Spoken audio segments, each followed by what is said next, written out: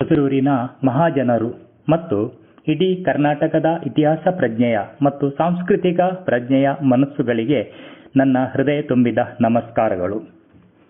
ನಾನು ಪ್ರೊಫೆಸರ್ ಪುರುಷೋತ್ತಮ ಬಲ್ಯಾಯ. ಇದು ನನ್ನ ಬಸರೂರು ಇತಿಹಾಸ ವೇದಿಕೆ ಎಂಬ ಯೂಟ್ಯೂಬ್ ಚಾನೆಲ್.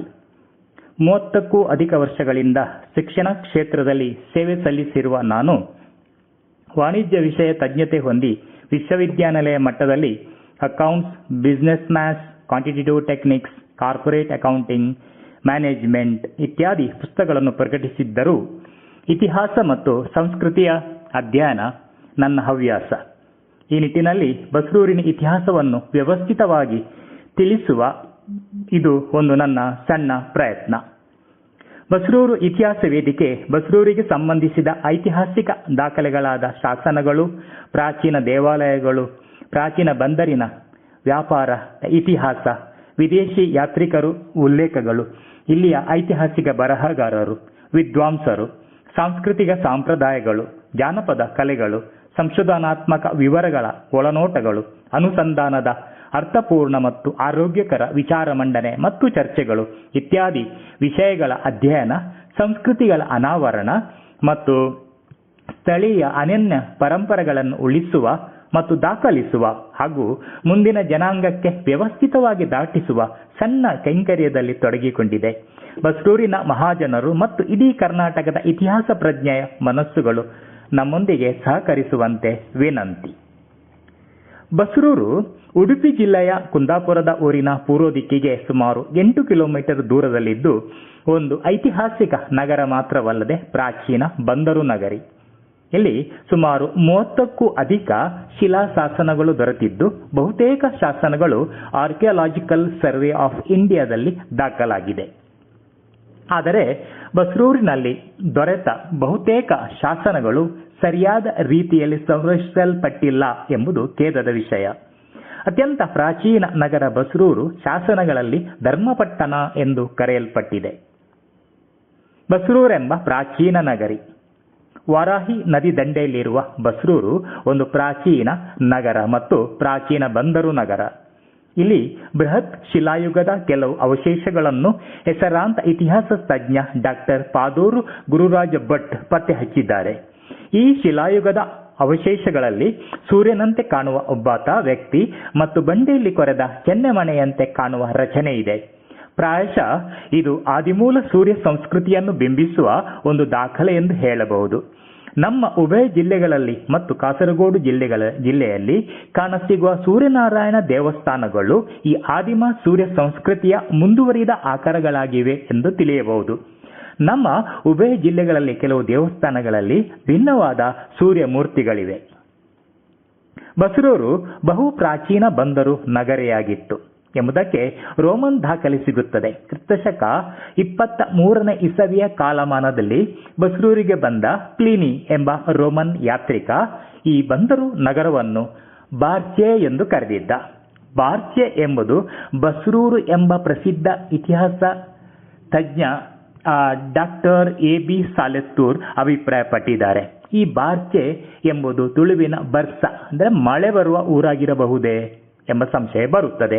ವಸು ಚಕ್ರವರ್ತಿ ಆಳಿದನೆಂದು ದಂತಕಥೆಯ ಪ್ರಕಾರ ಹೇಳುವ ವಸುಪುರ ಬಸರೂರಾಯಿತೆ ಅಥವಾ ಬಸರಿಮರೆ ಹೇರಳವಾಗಿ ಬೆಳೆದಿದ್ದ ಬಸಪುರ ಬಸರೂರಾಯಿತೆ, ಹೊಸಪಟ್ಟಣ ಬಸುರೇಪುರ ಎಂದು ಉಲ್ಲೇಖಿಸುವ ಊರು ಬಸರೂರಾಯಿತೆ ಎಂಬ ಬೇರೆ ಬೇರೆ ಜಿಜ್ಞಾಸೆ ಬರುತ್ತದೆ. ಬರ್ಸದ ಎಂದರೆ ಮಳೆಯ ಜಲಜನ್ಯ ಹೆಸರು ಬಸರೂರಾಯಿತು ಎಂದು ಪ್ರಸಿದ್ಧ ಇತಿಹಾಸ ತಜ್ಞ ಮತ್ತು ಬಸರೂರು ಶಾಸನಗಳನ್ನು ಆಳವಾಗಿ ಅಭ್ಯಸಿಸಿದ ಡಾಕ್ಟರ್ ಪಿ.ಎನ್. ನರಸಿಂಹಮೂರ್ತಿಯವರ ಅಭಿಪ್ರಾಯವನ್ನು ಅಲ್ಲಗಳೆಯುವಂತಿಲ್ಲ. ಈ ಊರು ಆ ಪ್ರಾಚೀನ ಕಾಲಘಟ್ಟದಲ್ಲಿ ರೋಮಿಗೆ ಅಂದರೆ ಪ್ಲಿನಿ ರೋಮಿನವ ಪರಿಚಿತವಾಗಿತ್ತು ಎಂಬುದು ಹೆಮ್ಮೆಯ ವಿಷಯ. ಬಸರೂರು ಎಂಬ ಹೆಸರು ಸುಮಾರು 6-7 ಶತಮಾನದಿಂದಲೂ ಬಳಕೆಯಲ್ಲಿತ್ತು. ಬಸರೂರಿನ ಇತಿಹಾಸವನ್ನು ಹೇಳುವ ಸುಮಾರು ಕ್ರಿಸ್ತಶಕ 2ನೇ ಶತಮಾನದ ದಾಖಲೆ ಬಸರೂರು ಎಂಬ ಹೆಸರನ್ನು ಹೆಸರಿಸುತ್ತದೆ. ಸೀವೆಲನ antiquarian remains of presidency of Madras volume 1 ಎಂಬ ಗ್ರಂಥದಲ್ಲಿ ಬಸ್ರೂರನ್ನು ಬ್ಯಾಸಲೋರ್ ಎಂದರೂ ಅದು ಟಲಮಿ ಗ್ರಂಥದ ಬರೇಸ್ ಆಗಿರಬಹುದು. ಬಸ್ರೂರ್, ಬ್ಯಾಸಲೋರ್ ಮತ್ತು ಅಬುಸೊರೂರ್ ಎಂದು ಕರೆಯಲ್ಪಡುವ ಪ್ರಾಚೀನ ಬಂದರು ವರಾಹಿ ನದಿಯ ಸಂಪರ್ಕದ ಕಾರಣದಿಂದಾಗಿ ವ್ಯಾವಹಾರಿಕ ಬಂದರು ಎಂದು ಕರೆಯಲ್ಪಡುತ್ತಿತ್ತು. ಮೊರೊಕ್ಕೊ ದೇಶದ ಯಾತ್ರಿಕ ಇಬನ್ ಬಟೂಟ ಈ ಬಂದರನ್ನು ಅಬುಸೊರೂರ್ ಎಂದು ಕರೆದಿದ್ದಲ್ಲದೆ ಇದು ಮಲಬಾರ್ ಪ್ರದೇಶದಲ್ಲಿನ ಪ್ರಥಮ ಬಂದರು ಎಂದಿದ್ದಾನೆ. ಅಲ್ಲದೆ ಬಸ್ರೂರ್ ಬಂದರು ಹೇಗೆ ವ್ಯಾಪಾರ ಯೋಗ್ಯವಾಗಿದೆ ಮತ್ತು ಪಶ್ಚಿಮ ಕರಾವಳಿಯಲ್ಲಿ ಮಿಲಿಟರಿ ಆಯಕಟ್ಟಿನ ಪ್ರದೇಶವಾಗಿ ಹೇಗೆ ಪ್ರಾಮುಖ್ಯವಾಗಿದೆ ಎಂದು ಉಲ್ಲೇಖಿಸಿದ್ದಾನೆ. ಅರಬ್ ಯಾತ್ರಿಕರು ಬಸ್ರೂರ್ ಬಂದರಿನ ವ್ಯಾಪಾರದ ಬಗ್ಗೆ ಕೆಲವು ಹೇಳಿಕೆ ನೀಡಿದ್ದು, ಇಲ್ಲಿ ತೆಂಗು ಬೆಳೆ ಸಾಕಷ್ಟಿದ್ದು ಈ ಬಂದರು ರಕ್ಷಣೆಗೆ ಕೋಟೆಯ ನಿರ್ಮಾಣ, ಗೋಡೆ ಮತ್ತು ದೇವಾಲಯಗಳ ಬಗೆಗಿನ ಮಾಹಿತಿಯನ್ನು ನೀಡಿದ್ದಾರೆ. ಬಸ್ರೂರು ಕ್ರಿಸ್ತಶಕ ಆರಂಭದಿಂದಲೂ ಅರೇಬಿಯಾ ಮತ್ತು ಐಗುಪ್ತ ದೇಶಗಳೊಂದಿಗೆ ವ್ಯಾಪಾರ ವ್ಯವಹಾರ ನಡೆಸುತ್ತಿತ್ತು. ಕ್ರಿಸ್ತಶಕ 2ನೇ ಶತಮಾನದಿಂದಲೂ ಗ್ರೀಕ್ ಐತಿಹಾಸಿಕ ದಾಖಲೆಗಳು ಬಸ್ರೂರನ್ನು ಹಳೆ ಬಂದರು ನಗರ ಎಂದಿದೆ. ಅಂತೂ ಬಸ್ರೂರು ಗ್ರೀಕ್ ಮತ್ತು ರೋಮನ್ನರಿಗೆ ಸುಮಾರು 2000 ವರ್ಷಗಳಿಂದ ತಿಳಿದಿರುವುದು ಅದರ ಪ್ರಾಚೀನತೆಯನ್ನು ತಿಳಿಸುತ್ತದೆ. ಈ ಗ್ರೀಕರು, ರೋಮನ್ನರು ಮತ್ತು ಪೋರ್ಚುಗೀಸರು ಬಸ್ರೂರಿಗೆ ವರಾಹಿ ನದಿಯ ಮುಖಾಂತರ ಕುಂದಾಪುರದಿಂದ ಬಂದಿದ್ದು, ಅವರು ನೆಲಸ್ಪರ್ಶ ಮಾಡಿದ್ದು ಬಸ್ರೂರಿನ ಮಂಡಿಕೇರಿ ಮತ್ತು ವಿಲಾಸಕೇರಿಯ ಮುಖಾಂತರವೇ. ಬಹುಕಾಲ ಬಸ್ರೂರು ಬಂದರನ್ನು ತಮ್ಮ ನಿಯಂತ್ರಣದಲ್ಲಿಟ್ಟಿದ್ದ ಪೋರ್ಚುಗೀಸರು ಕುಂದಾಪುರದ ಬಂದರನ್ನು ಬ್ಯಾಸಲೋರ್ ಎಂದು ಕರೆದು ಬಸ್ರೂರಿನ ಬಂದರನ್ನು ಬ್ಯಾಸಲೋರ್ ಡಿ ಸಿಮಾ ಎಂದು ಕರೆದರು. ಇದರ ಅರ್ಥ ಮೇಲಿನ ಬಸ್ರೂರು ಎಂದು ಅರ್ಥ. ವಸಾಹತುಶಾಹಿ ಪ್ರಭುತ್ವದಲ್ಲಿ ಕುಂದಾಪುರ ಮತ್ತು ಬಸ್ರೂರು 2 ಅವಳಿ ನಗರಗಳಾಗಿದ್ದು, ಬಸ್ರೂರು ಬಂದರು ನಗರವಾಗಿತ್ತು. ಆ ಕಾಲಮಾನದಲ್ಲಿ ಇಡೀ ಪಶ್ಚಿಮ ಕರಾವಳಿಯಲ್ಲಿ ಬಸ್ರು ಅತ್ಯಂತ ಹೆಚ್ಚು ವ್ಯಾಪಾರ ನಡೆಸುತ್ತಿದ್ದ ನಗರವಾಗಿದ್ದು, ಈ ಪ್ರಾದೇಶಿಕ ಬಂದರುಗಳ ರಾಜಧಾನಿ ಎಂದಲೇ ಕರೆಯಲ್ಪಡುತ್ತಿತ್ತು ಎಂದು ಇತಿಹಾಸಕಾರರು ತಮ್ಮ ಅಭಿಪ್ರಾಯ ಮಂಡಿಸಿದ್ದಾರೆ ಮತ್ತು ಐತಿಹಾಸಿಕ ದಾಖಲೆಗಳಾದ ಶಾಸನಗಳು ಇದನ್ನು ಅನುಮೋದಿಸಿವೆ. ಪ್ರಸಿದ್ಧ ಇತಿಹಾಸ ತಜ್ಞ ಡಾಕ್ಟರ್ ಕೆ.ಜಿ. ವಸಂತ ಮಾಧವ ಅವರು ಇಲ್ಲಿಂದ ಉತ್ತಮ ತಳಿಯ ಅಕ್ಕಿ, ಕಬ್ಬು ಮತ್ತು ಶುಂಠಿಯನ್ನು ಕೊಂಡೊಯ್ಯುತ್ತಿದ್ದರು.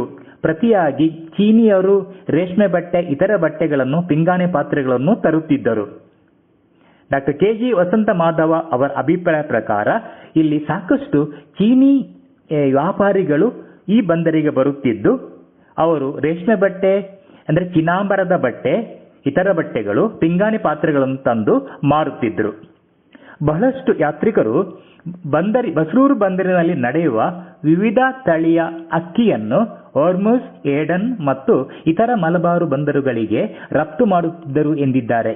ಬದಲಿಗೆ ತಾಮ್ರ, ಬೆಲ್ಲ ಮತ್ತು ತೆಂಗಿನಕಾಯಿ ಮಲಬಾರಿನ ಇತರ ಬಂದರಿನಿಂದ ಬಸ್ರೂರಿಗೆ ರಫ್ತಾಗುತ್ತಿತ್ತು. ಪೋರ್ಚುಗಲ್ ದಾಖಲೆಗಳಿಂದ ಬಸ್ರೂರು ಬಂದರಿನಿಂದ ರಫ್ತಾಗುತ್ತಿದ್ದ ಉತ್ತಮ ಗುಣಮಟ್ಟದ ಕಬ್ಬಿಣದ ಅದಿರು ಮತ್ತು ಅದನ್ನು ಅವರು ನೇರವಾಗಿ ಪೋರ್ಚುಗಲ್ ದೇಶಕ್ಕೆ ಸಾಗಿಸುತ್ತಿದ್ದರು ಎಂಬ ಮಾಹಿತಿ ಸಿಗುತ್ತದೆ. ಈ ಬಂದರಿನ ಫಲವತ್ತತೆ, ವ್ಯಾಪಾರ ದೃಷ್ಟಿಯಿಂದ ಮತ್ತು ಕರಾವಳಿಯಲ್ಲಿ ಅದರ ಪ್ರಾಮುಖ್ಯತೆ ಬಗ್ಗೆ ಪಿಯೆಟ್ರೋ ಡೆಲ್ಲಾ ವೆಲ್ಲೆ ತಿಳಿಸಿದ್ದಾನೆ. ನದಿಯ ಮುಖಜ ಭೂಮಿಯ ಫಲವತ್ತತೆ ಬಂದರು ನದಿಯ ಮುಖದಲ್ಲಿದ್ದು ಯಾವುದೇ ವಿದೇಶಿ ದಾಳಿಗೆ ತುತ್ತಾಗಬಹುದು ಎಂದು ಅದರ ಸುರಕ್ಷತೆಯ ಬಗ್ಗೆ ಸೂಕ್ಷ್ಮವಾಗಿ ತಿಳಿಸಿದ್ದಾನೆ. ಕ್ರಮೇಣ ಬಸ್ರೂರು ಬಂದರಿನ ಮೇಲೆ ಸಾಕಷ್ಟು ವಿದೇಶಿ ದಾಳಿಗಳಾಗಿವೆ. ಟಾಮ್ ಪೈರಸ್ ಎಂಬ ಯಾತ್ರಿಕ ಬಸ್ರೂರು ಬಂದರು ಪಶ್ಚಿಮ ಕರಾವಳಿಯಲ್ಲಿ ಎಷ್ಟು ಪ್ರಾಮುಖ್ಯ ಮತ್ತು ಇಲ್ಲಿರುವ ಅಕ್ಕಿಯ ಮೆಲೋರೋ ಬೆಲೆನಲ್ ಎಂಬ ಅಕ್ಕಿಯ ಫ್ಯಾಕ್ಟರಿಯನ್ನು ಬಗ್ಗೆ ತಿಳಿಸಿದ್ದಾನೆ. ಬಖೆರೋ ಗೋವಾದಲ್ಲಿದ್ದ ಪೋರ್ಚುಗೀಸ್ ಸರ್ಕಾರದ ಆರ್ಚಿವಿಸ್ಟ್ ಆಗಿದ್ದು, ಬಸ್ರೂರು ಬಂದರಿನ ಕುರಿತು ಹೇಳಿದ್ದು, ಇದು ಅತ್ಯಂತ ಚಟುವಟಿಕೆ ಬಂದರಾಗಿದ್ದು ಇಲ್ಲಿಂದ ಅಕ್ಕಿ, ಬಟ್ಟೆಗಳು, ಚೌಳುಪ್ಪು ಮತ್ತು ಉತ್ತಮ ಗುಣಮಟ್ಟದ ಕಬ್ಬು ರಫ್ತಾಗುತ್ತಿತ್ತು ಎಂದಿದ್ದಾನೆ. ಅರಸು ಮನೆತನದವರಾದ ಚಾಲುಕ್ಯರು, ಹೊಯ್ಸಳರು, ಶಾಂತಾರರು, ಅಳುಪರು, ಸೂರಾಲಿನ ತೋಳಹರರು, ವಿಜಯನಗರದ ಅರಸರು, ಕೆಳದಿ ಅರಸರು, ಬಾರ್ಕೂರಿನ ರಾಜ್ಯಪಾಲರ ಮುಖಾಂತರ ವಿಜಯನಗರ ಅರಸರು, ಕೆಳದಿ ಅರಸರು ಈ ಬಂದರಿನ ಸ್ವಾಮಿತ್ವವನ್ನು ಹೊಂದಿದ್ದು ಸ್ಥಳೀಯ ವರ್ತಕರ ಮುಖಾಂತರ ವ್ಯಾಪಾರ ಮಾಡುತ್ತಿದ್ದರು. ನಕರರು, ಹಂಜಮಾನರೆಂಬ ವ್ಯಾಪಾರಿ ಸಂಘಟನೆಗಳು ಅತ್ಯಂತ ಸದೃಢವಾಗಿದ್ದು, ಬಸರೂರಿನಲ್ಲಿ ನಕರರೆಂಬ ವ್ಯಾಪಾರ ಸಂಘಟನೆಯವರು ನಕರೇಶ್ವರ ದೇವಾಲಯ ನಿರ್ಮಿಸಿರುವ ಕೀರ್ತಿಗೆ ಭಾಜನರಾಗಿದ್ದಾರೆ. ಬಸ್ರೂರು ವಾರಾಹಿ ನದಿಯ ದಂಡೆಯ ಮೇಲಿರುವ ಪ್ರಾಚೀನ ನಗರ. ವಾರಾಹಿ ನದಿ ಪಶ್ಚಿಮ ಘಟ್ಟಗಳ ದಟ್ಟ ಕಾಡಿನೊಳಗಿಂದ ಹರಿದು ತೀರ್ಥಹಳ್ಳಿ ಹೊಸನಗರದ ಮುಖಾಂತರ ಗಂಗೊಳ್ಳಿಯಲ್ಲಿ ಹತ್ತಿರ ಸಮುದ್ರವನ್ನು ಸೇರುತ್ತದೆ. ಸಮುದ್ರವನ್ನು ಸೇರುವ ಸಂದರ್ಭದಲ್ಲಿ ಈ ನದಿಗೆ ಕುಬ್ಜ, ರಾಜಾಡಿ, ಸೌಪರ್ಣಿಕಾ ಮತ್ತು ಚಕ್ರ ನದಿಗಳು ಜೊತೆಯಾಗುತ್ತವೆ. ಈ ಪ್ರದೇಶದಲ್ಲಿ ಬೃಹತ್ ಹಿನ್ನೀರನ್ನು ಸೃಷ್ಟಿ ಮಾಡಿದೆ. ಈಗ ಹೂಳು ತುಂಬಿದ್ದು ಬಸ್ರೂರಿಂದ ಗಂಗೊಳ್ಳಿಗೆ ಪ್ರಯಾಣ ಯೋಗ್ಯವಾಗಿಲ್ಲ. ಈ ಪುಣ್ಯಭೂಮಿಯನ್ನು ಪಂಚಗಂಗಾವಳಿ ಎಂದು ಕರೆಯುತ್ತಾರೆ. ತುಳು ಜಾನಪದ ಪಾರ್ಧನಗಳಲ್ಲಿ ಇದನ್ನು ಗಂಗೆ ಎಂದು ಹಾಗೂ ಬಡಕಾಯಿ ಗಂಗೆ ಎಂದು, ಎಂದರೆ ಬಡಕಲ ಊರಿನ ಗಂಗೆ ಎಂದು ಕರೆಯುತ್ತಾರೆ. ಆದಿದೈವ ಬ್ರಹ್ಮರು ಹುಟ್ಟಿದ ಪವಿತ್ರ ನದಿ ಸಂಗಮವು ಇದಾಗಿದೆ ಮತ್ತು ತುಳುನಾಡ ದೈವಗಳು ಈ ಪವಿತ್ರ ಸಂಗಮದಲ್ಲಿ ಮಿಂದು ತೆಂಕಿಲದ ದೇವಸ್ಥಾನಗಳಲ್ಲಿ ನೆಲೆಯಾದವೆಂದು ತಿಳಿಸುತ್ತದೆ. ಬಡಕಾಯಿ ಹುಟ್ಟು ಮತ್ತು ತೆಂಕಿಲದ ಕಟ್ಟು ಎಂಬ ಗಾದೆ ಇದನ್ನು ಅನುಮೋದಿಸುತ್ತದೆ.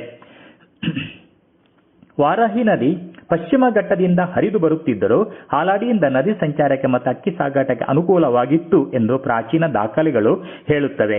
ಬಸರೂರಿನ ಸುತ್ತಮುತ್ತಲಿನ ಪ್ರದೇಶಗಳು ಕೃಷಿಯೋಗ್ಯವಾದ ಪ್ರದೇಶವಾಗಿದ್ದು, ಪ್ರಮುಖವಾಗಿ ಸಣ್ಣ ತಳಿಯ ಸ್ಥಳೀಯ ಅಕ್ಕಿ ಬೆಳೆ ಸಮೃದ್ಧವಾಗಿ ಬೆಳೆಯುತ್ತಿತ್ತು. ಅಲ್ಲದೆ ಘಟ್ಟದ ಪ್ರದೇಶಗಳಿಂದ ಬೇರೆ ಬೇರೆ ವಿಧದ ಅಕ್ಕಿ ಬಸ್ರೂರು ಬಂದರಿಗೆ ಗಾಡಿಗಳ ಮುಖಾಂತರ ಬರುತ್ತಿತ್ತು. ಈ ಸಂಬಂಧ ಒಳ್ಳೆಯ ನೆಲ ದಾರಿ ಇತ್ತು ಮತ್ತು ಈಗಲೂ ಅದು ಇದೆ. ಬಸ್ರೂರು ಪ್ರಾಚೀನ ಬಂದರು ಅಕ್ಕಿ ರಫ್ತಿಗೆ ಪ್ರಪಂಚದಲ್ಲೇ ಆ ಕಾಲಮಾನದಲ್ಲಿ ಹೆಸರಾಗಿತ್ತು. ಈ ಬಗೆಗಿನ ಸವಿಸ್ತಾರವಾದ ಮಾಹಿತಿ ನಮ್ಮ ಮುಂದಿನ ವಿಡಿಯೋಗಳಲ್ಲಿ ತಿಳಿಸುವ.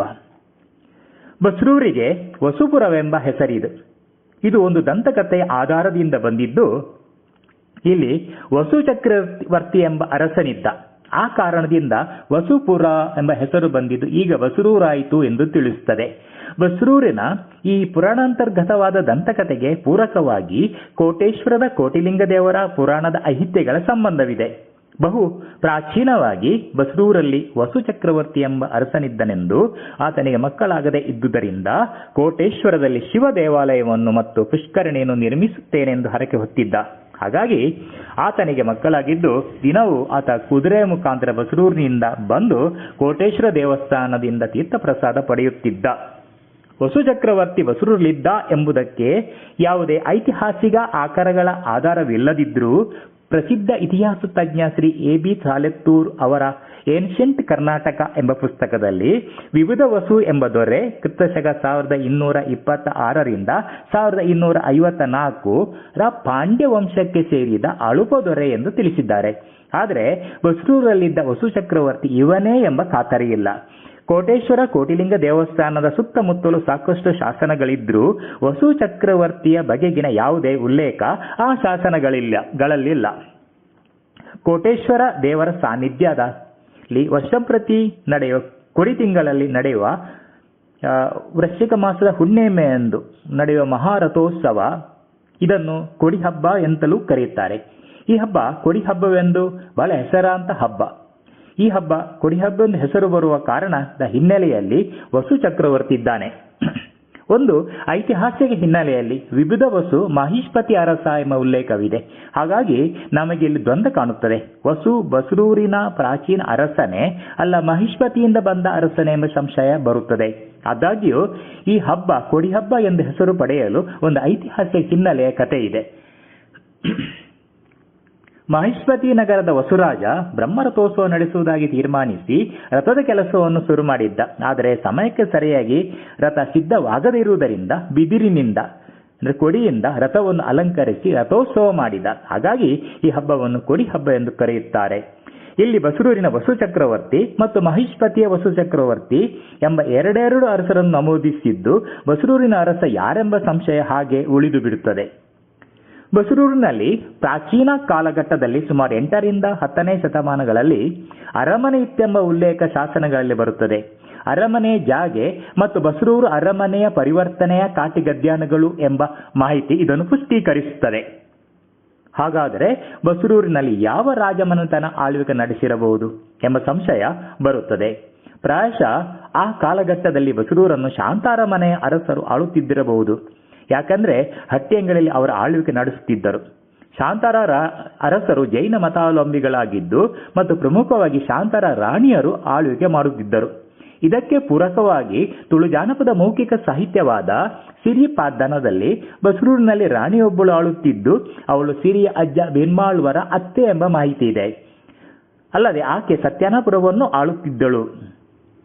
ಉದ್ಯಾವರ ಅಂದರೆ ಉದಯಪುರ ಹಟ್ಟಿಯಂಗಡಿಯಂತೆ ಬಸರೂರು ಒಂದು ರಾಜಧಾನಿ ಆಗಿರಬಹುದು ಎಂಬ ಜಿಜ್ಞಾಸೆ ಮೂಡುತ್ತದೆ.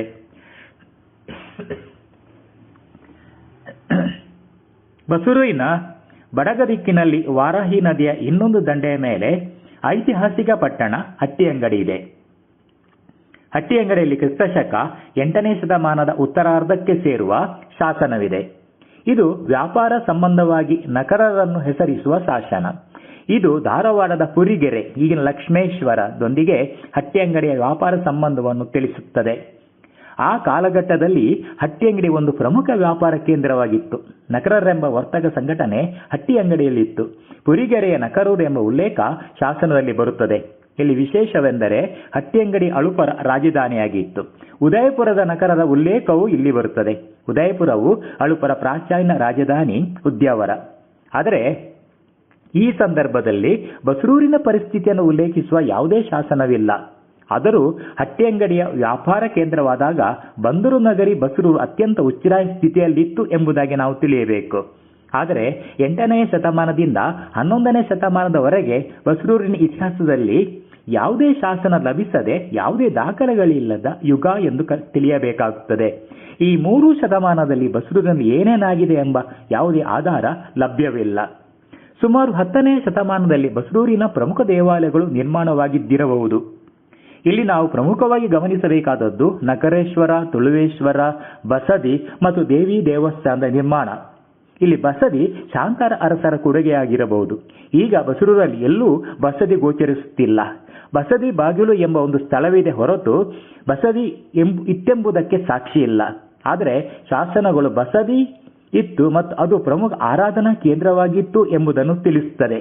ಈ ಬಸದಿ ಪ್ರಾಚೀನ ಬಸದಿಯಾಗಿದ್ದು ಅಲ್ಲಿ ಆರಾಧಿಸಲ್ಪಡುವ ದೇವರ ಬಗ್ಗೆಯೂ ಯಾವುದೇ ಉಲ್ಲೇಖವಿಲ್ಲ. ಹಟ್ಟಿಯಂಗಡಿಯಲ್ಲಿ ಬ್ರಹ್ಮದೇವರ ಪ್ರಮುಖ ದೇವರಾಗಿದ್ದು ಬಸರೂರು ಬಸದಿಯಲ್ಲೂ ಬ್ರಹ್ಮದೇವ ಆದಿದೇವನಾಗಿರಬಹುದು. ಬಸರೂರಿನಲ್ಲಿರುವ ಆದಿನಾಥ ದೇವಸ್ಥಾನವು ಜೈನರ ಪ್ರಾಚೀನ ಉಪಸ್ಥಿತಿ ಮತ್ತು ಆಳ್ವಿಕೆಯನ್ನು ತಿಳಿಸುತ್ತದೆ. ಆದಿನಾಥ ದೇವಸ್ಥಾನ ನಾಥಪಂಥದ ದೇವಾಲಯವೂ ಆಗಿರಬಹುದು. ಈ ಮಧ್ಯೆ ಹಟ್ಟಿಯಂಗಡಿಯನ್ನು ಆಯ್ದ ಶಾಂತಾರ ಅರಸರು ಬಸರೂರನ್ನು ಆ ಕಾಲಘಟ್ಟದಲ್ಲಿ ಆಳಿರಬಹುದು ಮತ್ತು ಶಾಂತಾರರು ಜೈನರಾಗಿದ್ದರಿಂದ ಬಸರೂರಿನಲ್ಲಿ ಬಸದಿ ನಿರ್ಮಾಣ ಮಾಡಿರಬಹುದು. ಇನ್ನು ಬಸರೂರಿನ ಪ್ರಾಚೀನ ಶಾಸನಗಳು.